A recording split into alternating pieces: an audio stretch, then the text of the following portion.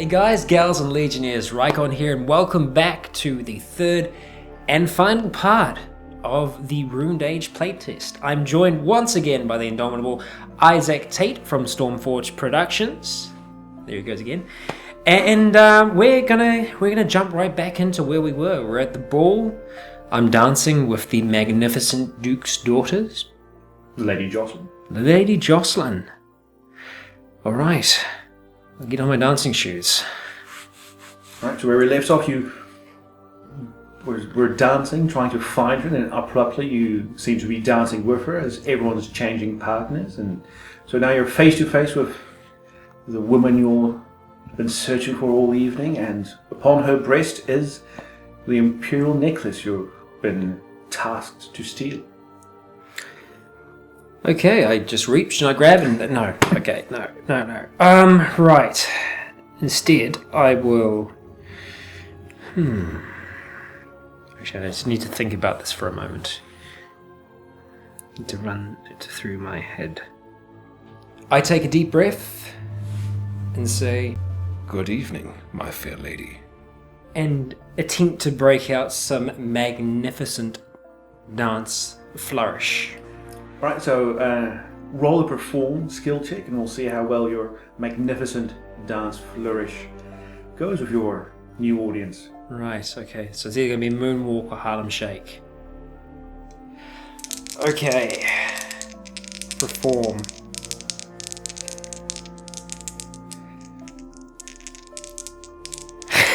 Intense. Okay. It all hangs on this. Gotta be the 40. And that's a 4. It rolled out the table, but it is a 4. We'll count it. So Moonwalk? So Moonwalk, maybe Yep. a bit of the worm, Okay. churning the butter. Yeah. Don't know where you learned all of these dance moves, Yeah, the sprinkler. Just, yep, okay. Got them all. but she seems very, very impressed. When by the time it comes for the next partner change, it seems she's sticking with you. Ah, I see. Okay, alright. I have an in. I will keep my foot in that door and attempt to open it further. I don't know a lot about this woman, do I? Other than in the portrait, know that she's got red hair, blue eyes. Remember, you do know that you do come from the same country. I suppose so, yes. In that case, maybe I could recall some... The homeland. What would be some of the kind of the features when you think of this place that stirs you inside? You know, maybe creates a little bit of, homesickness. The rolling hills. The rolling hills. Right. The rolling hills. The wandering streams, the dark forests. Yes. Okay, all right. In that case, My fair lady, do you ever miss the rolling hills, the trickling streams, the broad horizons of home? Roll diplomacy. All right. Because she is so enamored by your disco dancing, Yes, we'll see a plus exactly. 15 to your skill. so it's going to put me at 45 and 32. Uluru. I don't know what Australia has to do with this, but I just thought I'd bring them into it. Yeah. He tells you, sir, I've only been here for less than a week, but already I miss our fair homeland. The climate here does not agree with me. It's far too warm and humid for my tastes. Far too warm and humid. I agree, especially with all of these bodies in such a small place. The outside, the gardens are magnificent. The roses at evening emit the most pleasant smell. I don't suppose you've had a chance to walk amongst the stars in fair Middleburg.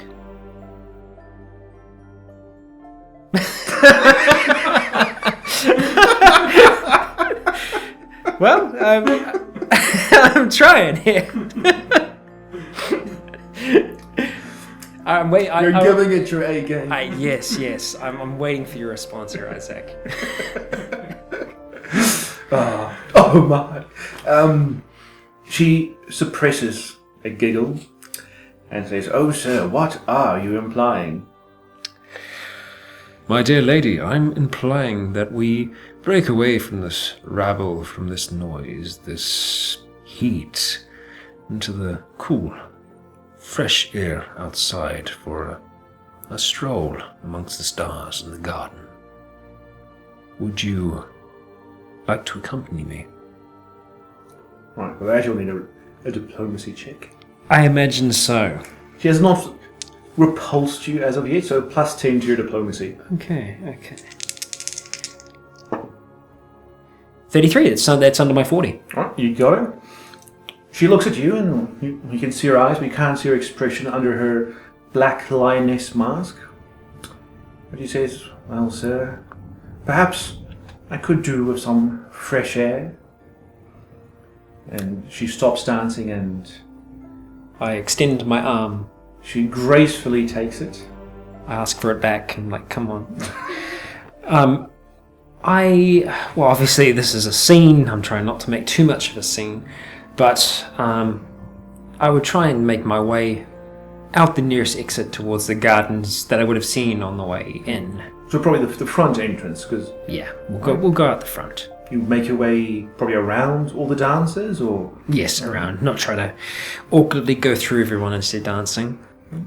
You walk your way around the edge of this grand hall towards the hallway you came in first.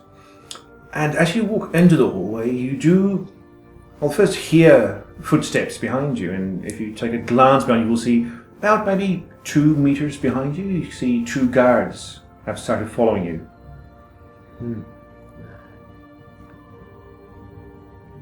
You want to do anything about that, or just carry on walking? I might just say a small word, just quietly. It would seem that I am not the only admirer accompanying you this evening.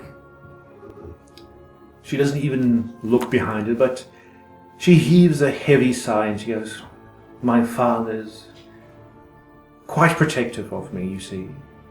I see, and I understand. Something so precious and rare deserves to be protected. But it is like many precious things in life. If you hold on too tight, or if you crowd that precious thing too much, you might just smother it. I can imagine that must be a heavy burden to bear. Roll diplomacy check for that. You are perhaps touching on a sore point, an exposed nerve. Alright, dirty diplomacy. 7.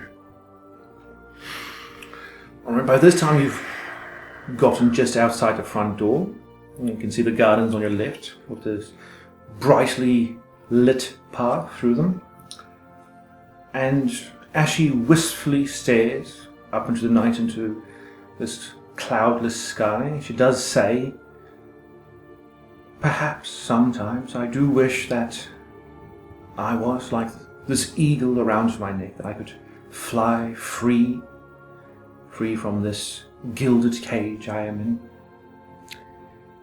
If only you could have seen some of the wonders, the magic that I have seen in my years, in my travels across lands far and wide, to the edge of the very known world. There is a real magic out there, on the sea, amongst the stars. I'm getting somewhere. You're starting to get there. She stops by a rose bush and looks down at this quite beautiful orange rose. She turns to look you in the eye and she says, "Oh, what a adventurous life you must lead, sir. But alas, no, it's not for me. I am the heir to the Duchy of Cernmere. My life will be spent in castles and palaces such as this. The only stars I will ever see is from battlements." I do indeed lead a adventurous life, but it is a lonely one. as I'm sure you can sympathize with. Your existence, too, sounds like one spent seldom in the company of those you would deem pleasant. As you stroll further into the garden, she looks back at the guards following you at a respectable distance, close enough to intervene should anything happen, but far enough away that they can't eavesdrop on what you're saying. She looks at them and says, "It is so hard to have some time alone with someone. There's always someone watching." Of course. But what if someone wasn't watching? What if there were no prying eyes? Any inquisitive ears? What if you found yourself alone with another? A moment to truly enjoy and converse and dream. Well, Casanova, roll a diplomacy check for that. Alright. Plus 25. You're definitely getting some headway, so... Okay, alright, it's going to put me at 55. And it's a 19. From the little skin you can see behind this lioness mask, you can see she has turned a comfortable shade of red, and she does say, "Sir, I believe this evening is not as cold as you had led me to believe, but I don't think I will ever find somewhere alone from these men. They only leave me when I sleep." You can nearly see the light bulb above her head. She goes, "But sir, what if you come to my bedroom? Not now, clearly, no, but after this ball is over, perhaps then we can dream together." A dangerous prospect, my lady, but I am a man who has seen many dangers and conquered them all.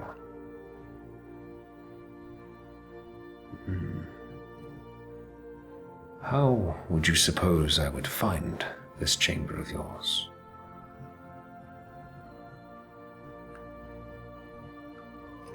She thinks for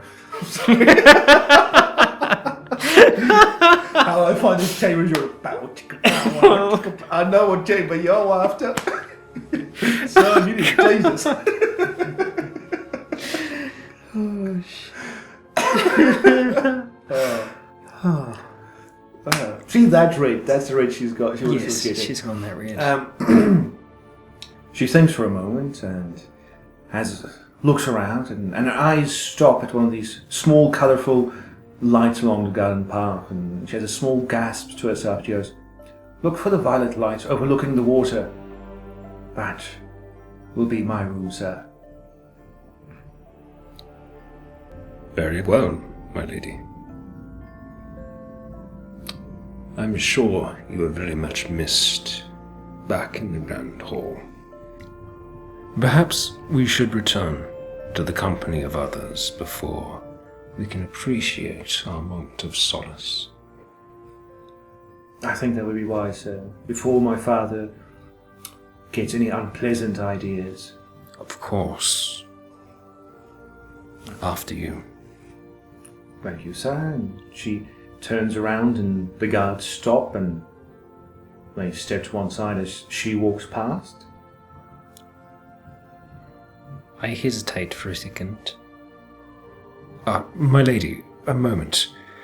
There is a pressing matter that I must attend to. I hope you enjoy the rest of your evening. She looks a bit uncertain, but she goes, "Good evening, sir. I hope we meet again." And she turns around and, with her guards following her, walks back towards the front door of the castle. All right. I do a little fist pump. And then I head towards the boat. Well, towards the dock at least, and try and see if I can find a piece of wood somewhere that I might be able to activate that token that good old Ian passed to me. Right, well, the pier is made of wood, and so any of the... Sorry, does it appear to be made of wood? Or is it it's definitely wood, it's definitely wood, okay. The pier appeared to be a pier of wood. The pier... I got you now, I got you. Well, the pier is made of wood. Yes. So there will be plenty of that for you to work with.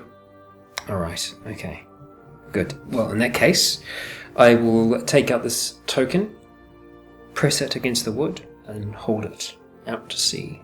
Right, so as soon as it touches wood, it does start glowing quite brightly. And as you hold it up, it takes perhaps a few seconds before you hear a sail being unfurled in the distance, and you hear the water against a boat as it starts approaching in the darkness.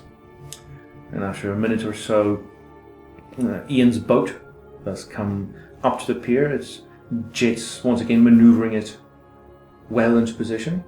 And Ian says, "That was fast." Yes. As I talked to you about earlier, about the nature of parties and how they can sometimes go on, it appears this may be one of those parties. I need some time away for now, but I will need to return later this evening. My good sir, how close do you imagine you might be able to get to this castle? He takes a draw on his pipe, looks into the distance and says, "Not quite sure. Let's take a look on our way back out. Let's see if the water's any good for it." Of course. I board. Okay. Boat slightly rocks beneath your feet as you get on, and the jets whirl up again as the boat sets off. Sailors unfurls and off you go, close to the shore as you head towards the castle. And it's quite a bit darker now. The lights, well, there's a bit of ambient coloured light. It's fairly dark. You do see that the castle is built out over the water. Right. And after a while, Ian furls the sail again and works only by the jets. And then he stops, and you can see him bring out a large pole, and he starts, just tapping against the side, tapping down into the water, seeing if there's, anything that might hit the boat. It takes him a few moments, but he seems to be satisfied. He gives a grunt of satisfaction. Yes, he says to himself. As he walks back to the wheel and sets the boat further out to sea, he says to you, "Looks like we can get right up to it." Very good, I see. And obviously, this may put your boat in a precarious position, of course, so you will no doubt be compensated. No doubt. No doubt. And I take a seat, relax, unclip the cloak a little bit, sit back and try to formulate some kind of plan.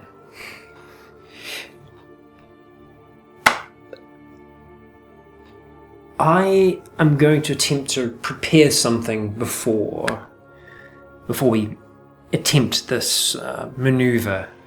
Go on. Once we're kind of settled, once we're out at sea and the boat's kind of stopped rocking around somewhat, there's still going to be a little bit of a roll to it. I'd like to try and prepare an arrow, one to be used later on. Alright, what do you have in mind? Float human. Okay. So I'm guessing you want to lift yourself up. I'm assuming it's going to be up the wall. Ideally, yes. Now, I've got 9 and a bit vials of blood left. I don't have to worry about activating it yet, do I? I can just have it ready And then, obviously, depending on the amount of blood that I add to it, that's going to be the effect, isn't it? Yeah. So I can just prepare it, have it there, have it ready, but then obviously I need to add my energy source to it. Seems about right. Okay, in that case, I will just prepare a decently sized float human rune, large enough to obviously fit me in within it, but, just a little bit more of a safety on the sides as well.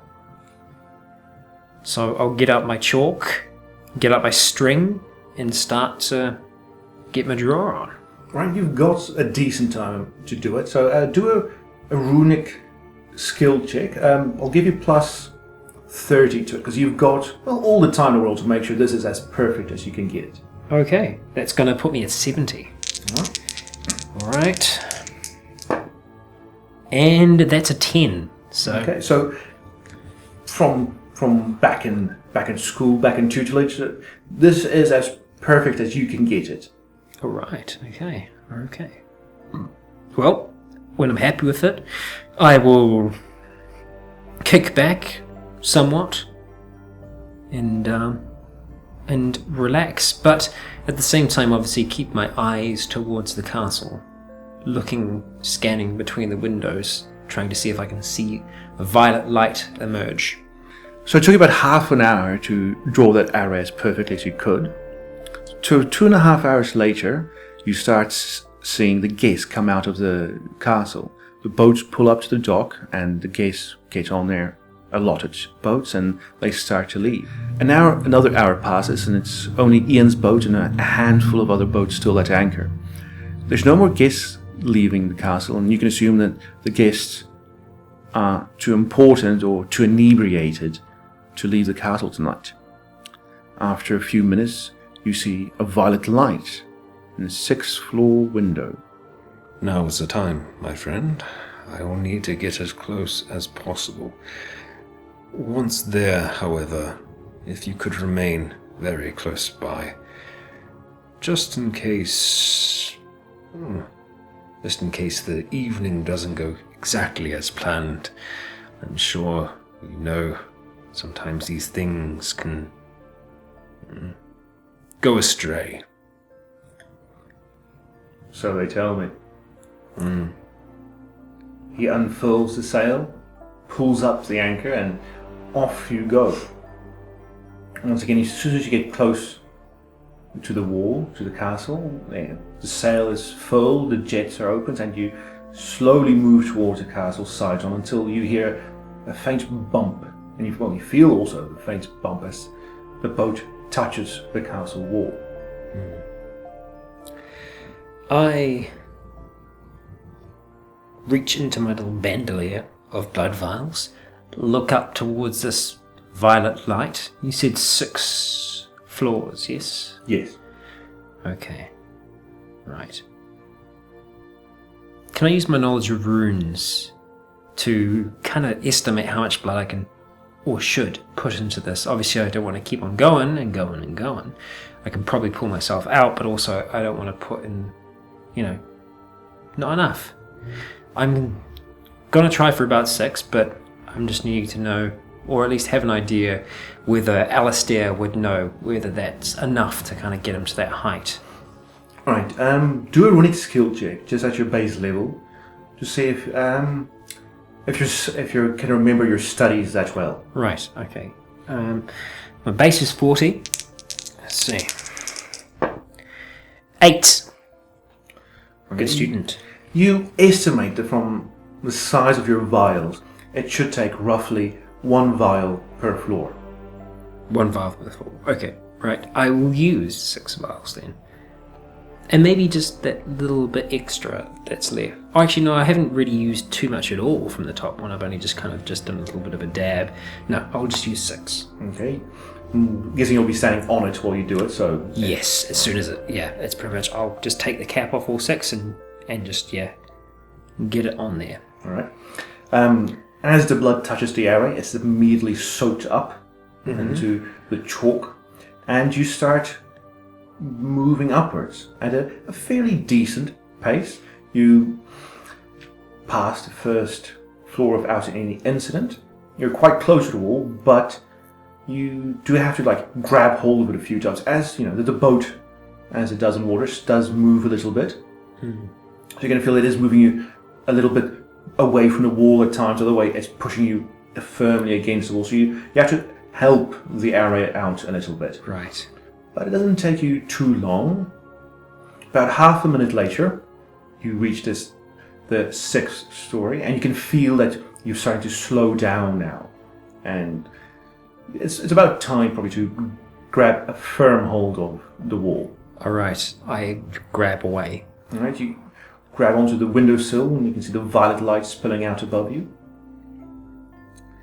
Okay. I attempt to pull myself in to the window with perhaps a bit of flourish, or at least attempt to. I'll make a fool of myself. Roll an athletics check. I'm giving you 15 extra because you can use the last remaining energy from the array to help push yourself up. Okay, that puts me at 55. Quite an athletic guy. And 59. So close. So close. Because of the extra help from the arrow, you do manage to get up. Not as graceful, not as athletic as you would have wished, but you do make it up there. You don't make a complete fool of yourself. That's good. Just delightful. Right. I scan the room. In the dim violet light, you do see that Lady Jocelyn is in the room, sitting on her bed, still in her outfit, her fabulous gown, but she has now removed her mask. I see. I still have my mask on, yes? Do you? Yes, I will at this point. Okay. She looks over to the window and she says, "Sir, is that you?" My lady, it is. She gets up from the bed and moves towards you. I'm immediately wanting to see. Does she have the necklace on her? Not anymore. She seems to have removed all her jewelry. I see. Okay.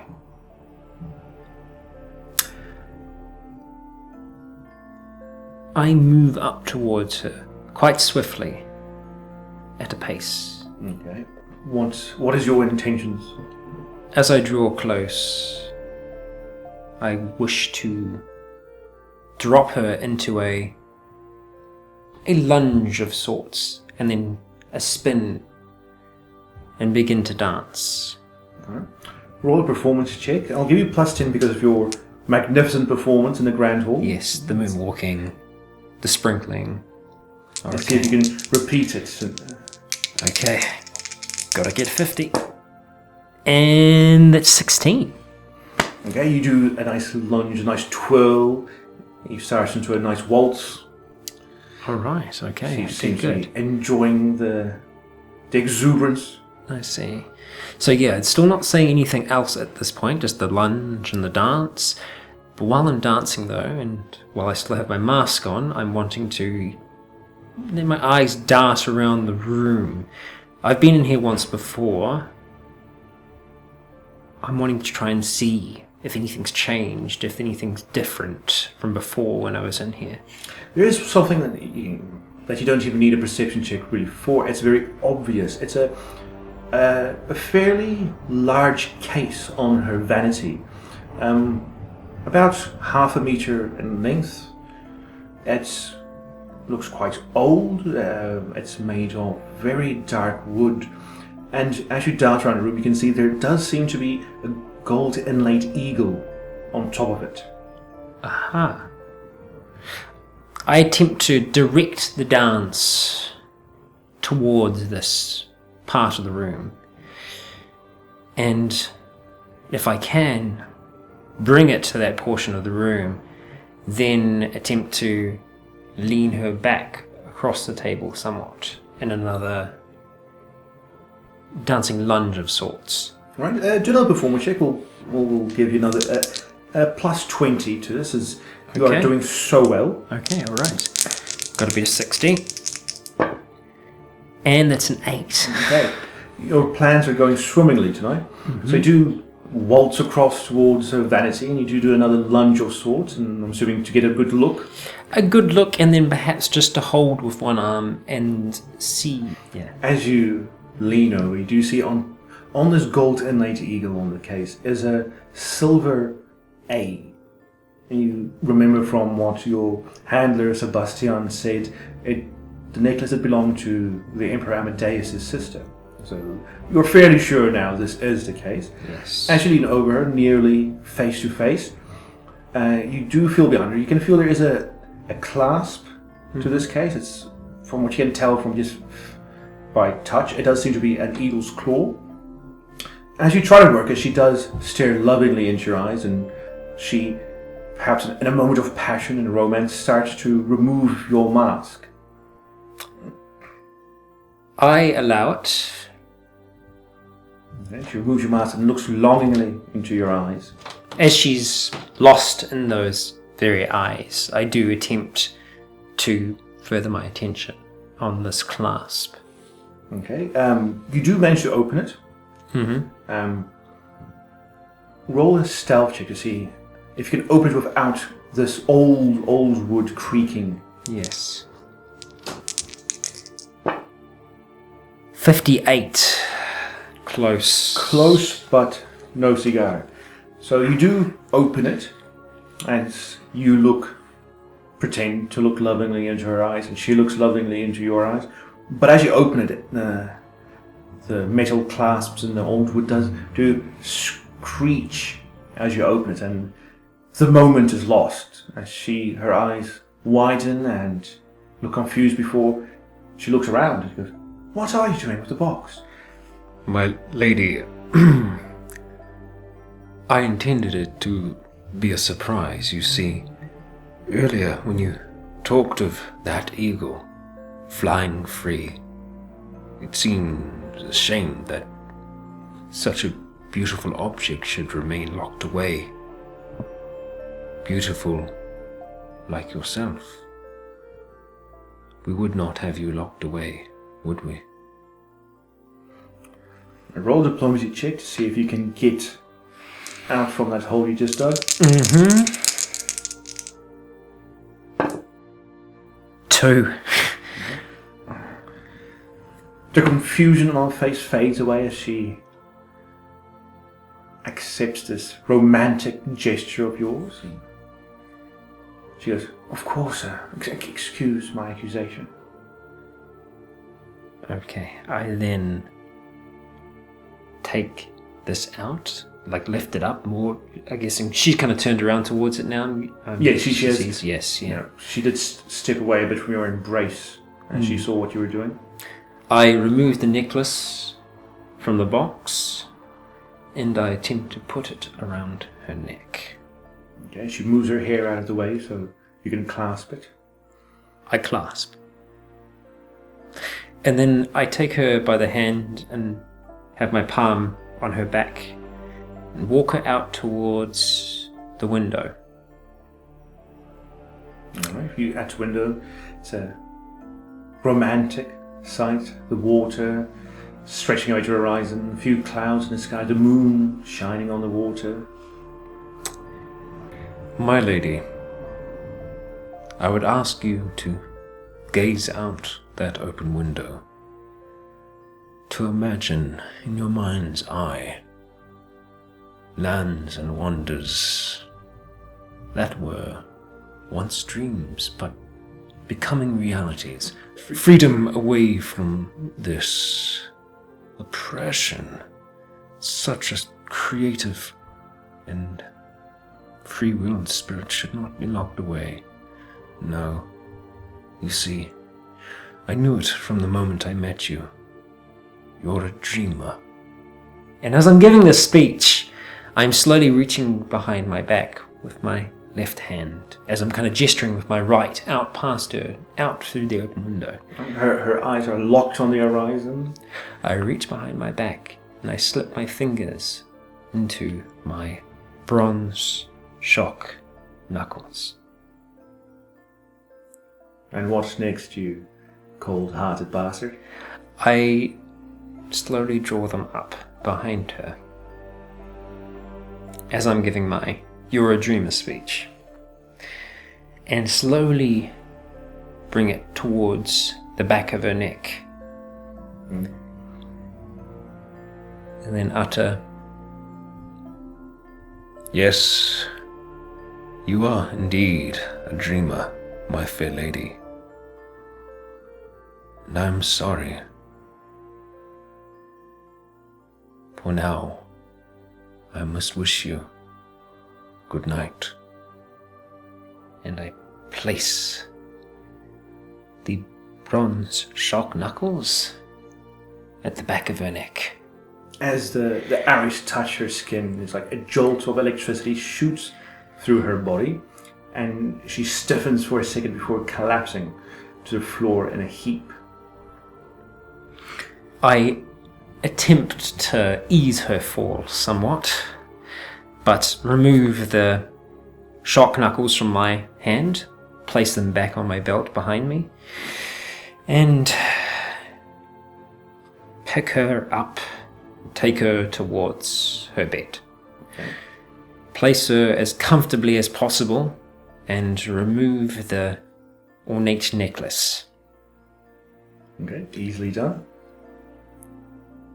I take the necklace, keeping it as safe as possible in a pouch or pocket or anything else on my coat where it wouldn't fall out on my way down.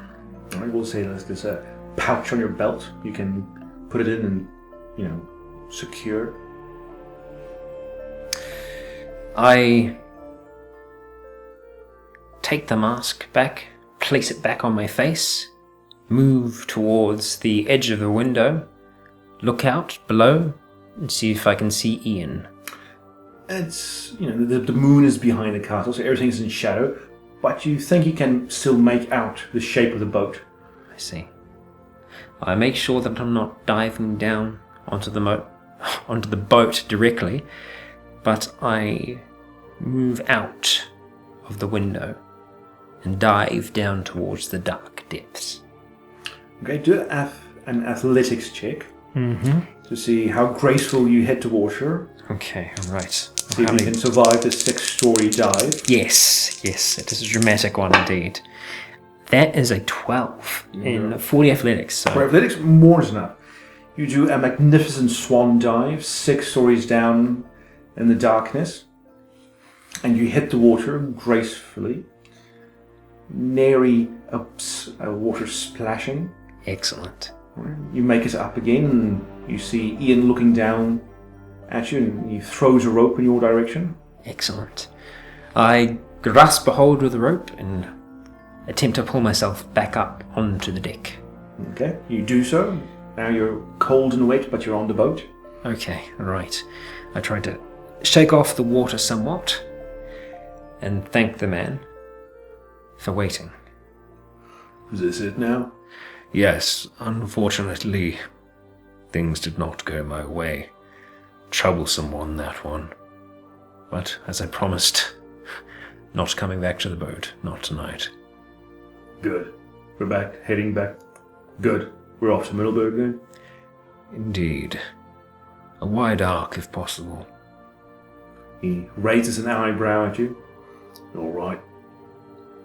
My thanks.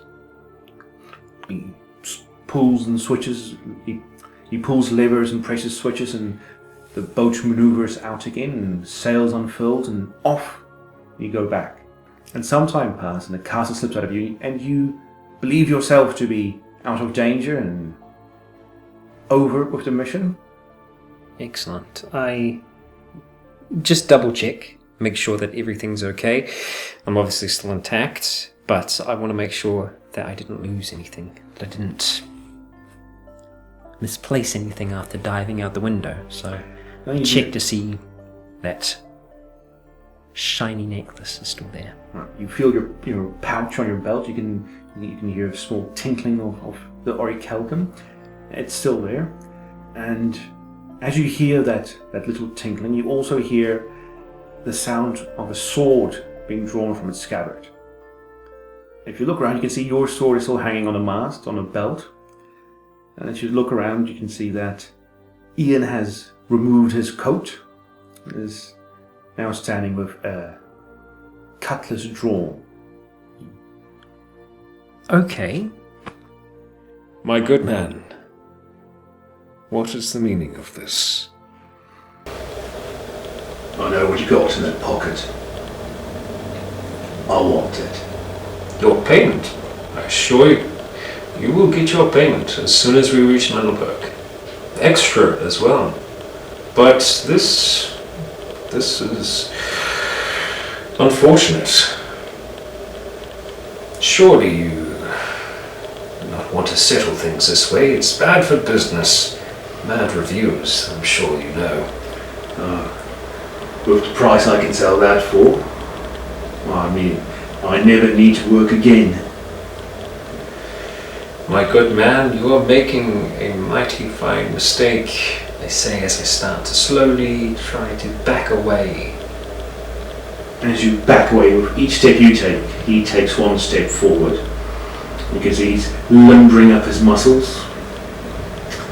One last chance.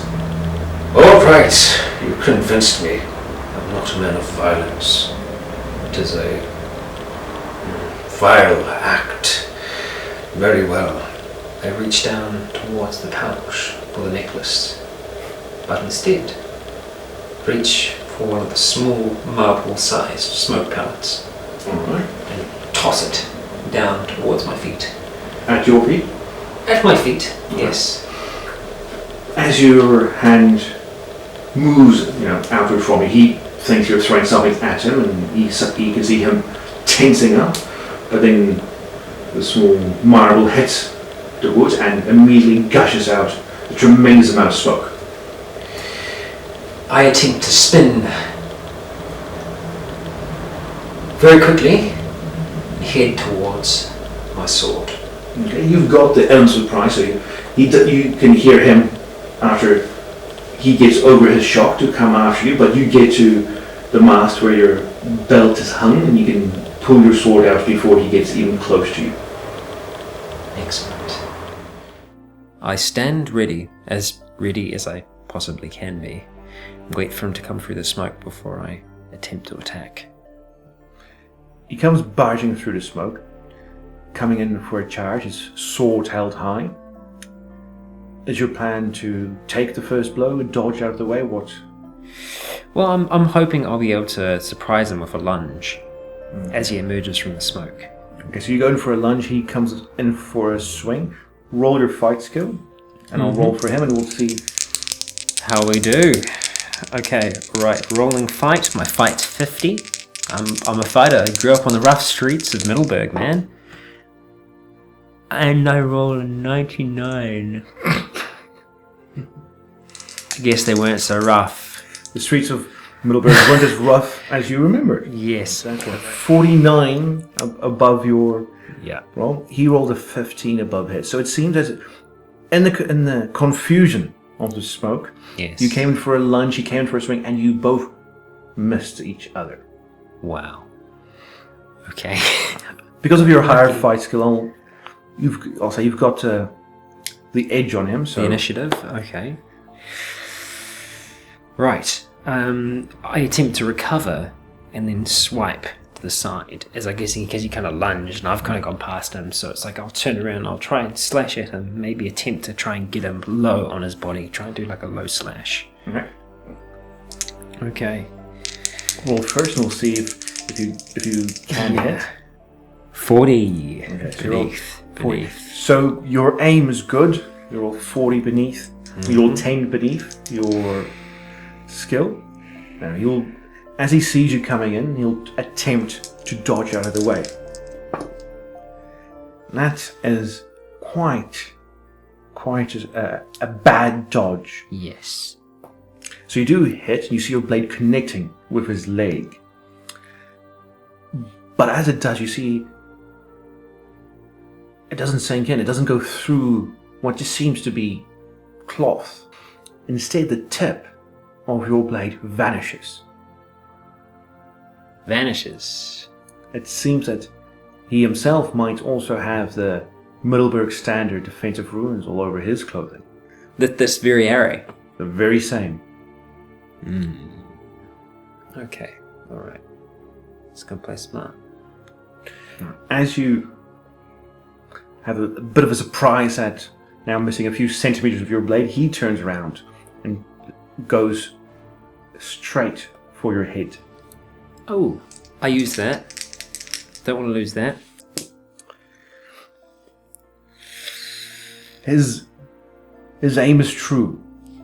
As you've gone in for a swipe at his leg, you're quite low, so his blade seems to be coming straight for your neck. What do you want to do? Try and parry it, or do you want to duck underneath it? I want to try and attempt to parry it very quickly. Bring my blade up to just redirect it. Okay. Because you want to parry it, it's a bit of a more difficult move than just dodging it. So it'll be a -20 to your fight roll. But should you succeed, you'll get a +40 on your next fight roll because you've pushed his blade out of the way, and he's now open for your counterattack. Okay. Yeah. Right. So hang on, that's 17. He's got... What's your skill? 50. He's got 40. Yeah. So that's 17... 23 below. 30. So you have to hit a 7 or less. Ooh, 5. You did it. I'm very lucky at that. You've got 25 below what you should have rolled. He's only got 23 below, so you've just made it. Your sword comes up just in time to parry away his blade. He's open. What do you want to do? You will now have a +40 to your roll.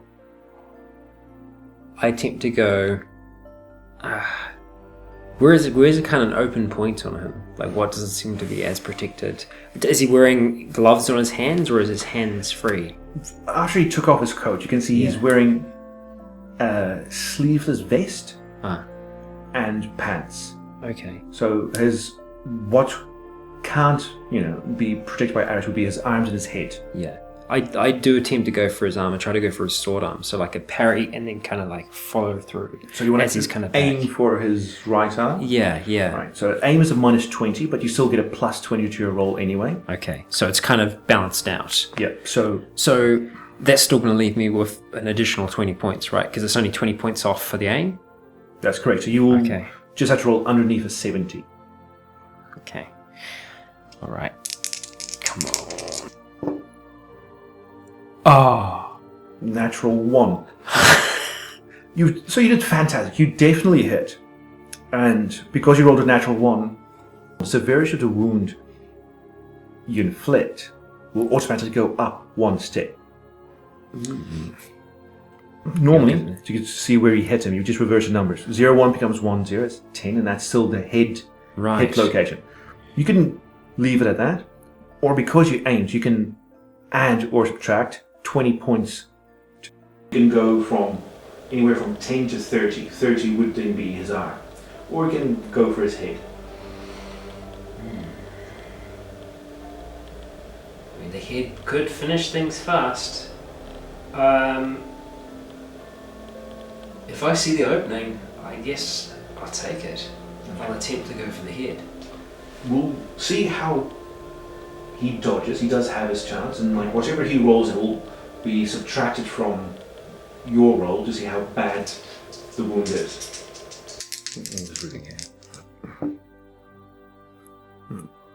He's got a 30 athletics, and he just rolled a 41, so he did 11 more than his total. You did 69 below yours, so that's 80 above. So you just caused a grievous wound to his head. And because yours is natural 1, the severity is automatically bumped up by 1, which means that is a limb destroyed. Sorry, I should be so happy about that. So that means you just destroyed the head location, which is his head.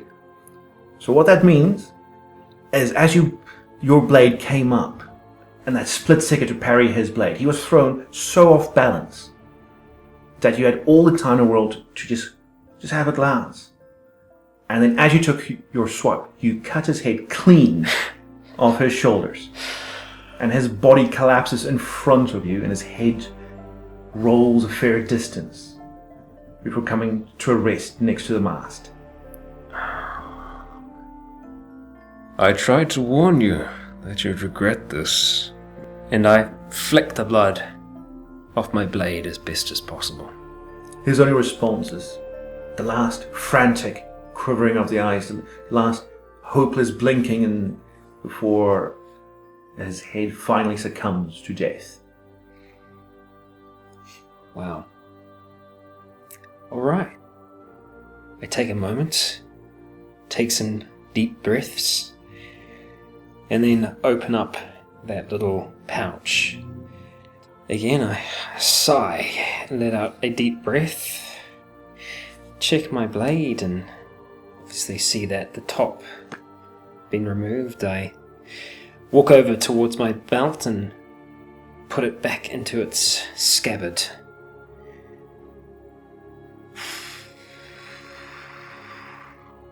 Well, I hope I know how to sail a boat.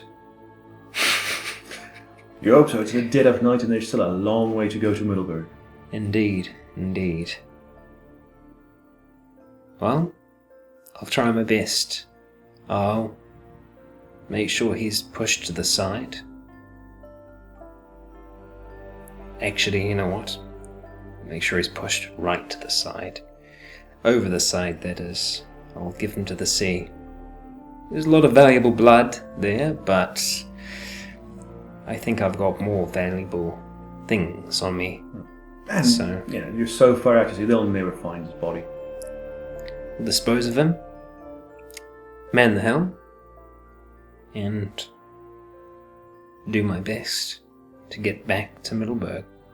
Or close, at least, and then swim the rest of the way. Well, quite frankly, can't believe I survived that with all my limbs intact. And actually taking another's limbs. I didn't anticipate that. But Alistair Thatcher made it out of there unscathed somehow. But that's a small part of what is a much, much larger world, and we'll be learning more about that as the days and the weeks go on. I really hope you've enjoyed this look into the world of the Ruined Age and how it plays. You can expect to hear more from me and Izak as the weeks go on. We're going to be coming back and doing something of a director's commentary for this series of videos, where we're going to take some of maybe the questions that you ask and help explain aspects of the game a little bit better, like that last combat scenario, for example. A lot of things were going on there, so we're going to do a bit of a play-by-play analysis of how things went down and help show off some of the more inner workings of the system, things that would have been going on in the GM's mind rather than the player. I really hope you've enjoyed this, and until next time, stay tuned.